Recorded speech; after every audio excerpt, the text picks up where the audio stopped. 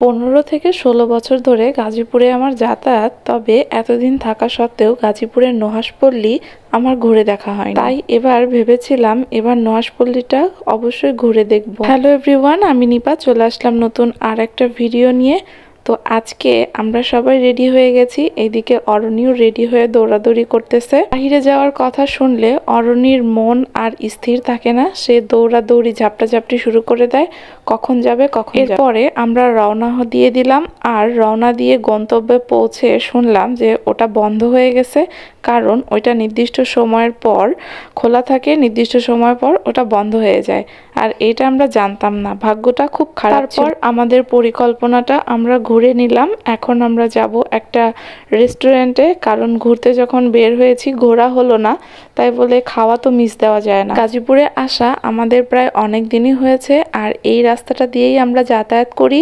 তো এই রাস্তা দিয়ে যাতায়াত করতে একটা রেস্টুরেন্ট চোখে পড়ে, কিন্তু কখনো এই রেস্টুরেন্টের ভেতরে যাওয়া হয়নি এবং খাওয়াও হয়নি। এই জন্য ভাবলাম এবং দাদাকেও বললাম যে আজকে ওই রেস্টুরেন্টের কিছু একটা ট্রাই করে তারপর বাসায় যাব। তারপর চলে আসলাম রেস্টুরেন্টে এবং তারা মেনু কার্ডও দিয়ে গেল আমাদের, কিন্তু এখানে যতগুলো আইটেম ছিল ম্যাক্সিমাম আইটেমই তারা দিতে পারছে না, তাদের মাত্র হাতে গোনে কয়েকটা আইটেম আছে। আর রেস্টুরেন্টে তেমন কোনো ভিড় ছিল না, কোনো লোকজনই নাই, তাদের কয়েকটা ওয়েটার এবং আমরাই মাত্র।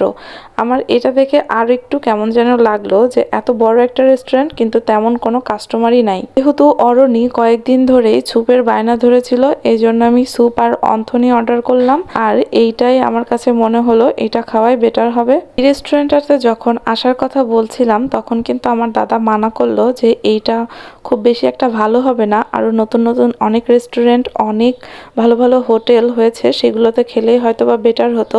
কিন্তু আমার মনে হলো যেহেতু এটা আমি অনেক দিন থেকেই ফলো করি, যাওয়া হয়নি, তো ভাবলাম একবার ঘুরে আসি। আমাদের বসতে দিয়েছিল ভিআইপি রুমে, কিন্তু এই রুমে আমি ভিআইপির কোনো কিছুই খুঁজে পাচ্ছিলাম না। এমনকি এত পরিমাণে গরম ছিল, এসিটাও ছিল নড়বড়ে, আর ডেকোরেশনটাও ছিল আদিম যুগের। যাই হোক, ঢুকে যখন পড়েছি এখন বের হয়ে তো আর যাওয়া যায় না। চোখ মুখ বন্ধ করে খাবারের জন্য অপেক্ষা করতে লাগলাম আর গরম উপভোগ করছিলাম, আর আশেপাশে ছিল অনেক পরিমাণে গাছ। তারপর ভাবলাম যেহেতু এটা রিসোর্টের রেস্টুরেন্ট আর গাজীপুরটা একটু পল্লী অঞ্চলের মধ্যে, এখানে হয়তো বাইরে থেকে সবাই ছুটি কাটাতে আসে এবং এখানে সৌন্দর্যটা উপভোগ করতে আসে, এই জন্য হয়তো এখানে লোকজন অনেকটাই কম। অনেক কিছু চিন্তা ভাবনা করেছি, তারপর আমাদের খাবারটা চলে আসে এবং খাবারটা আমি সার্ভ করে দিচ্ছিলাম।